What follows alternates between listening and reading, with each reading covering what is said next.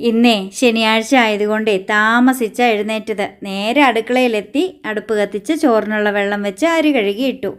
Breakfast വളരെ എളുപ്പത്തിലുള്ള ഒന്നായിരുന്നേ egg noodles. Egg ആണെങ്കിൽ പോലും നന്നായി പച്ചക്കറി ചേർത്തിട്ടുണ്ടായിരുന്നു. ക്യാരറ്റും സവാളയും ബീൻസും ഒക്കെ ചേർത്ത എഗ്ഗ് നൂഡിൽസ് ആൻസുകുട്ടന് ഭയങ്കര ഇഷ്ടമാണ്. 2 മുട്ട കൂടി പുഴുങ്ങാൻ വെച്ചിട്ടുണ്ടായിരുന്നു. ആൻസുകുട്ടൻ ഇന്ന് അടുക്കളയിലുണ്ടായിരുന്നു കേട്ടോ. ഈ ആഴ്ച ആൻസുകുട്ടന് യൂണിറ്റ് ടെസ്റ്റ് ആരംഭിക്കുകയാണ്. അപ്പോൾ വായിച്ചു പഠിക്കുന്നുണ്ടായിരുന്നു. ചോറിന് സാമ്പാറും ഉണ്ടാക്കി വെച്ചു. അന്നത്തേക്കും ചോറ് വെന്ത് കുടിക്കാനുള്ള കഞ്ഞിവെള്ളമൊക്കെ മാറ്റിവെച്ച് ചോറങ്ങ് വാർത്തിട്ടു. മുട്ട പുഴുങ്ങിയത് തൊലിയൊക്കെ നീക്കിയെടുത്തു.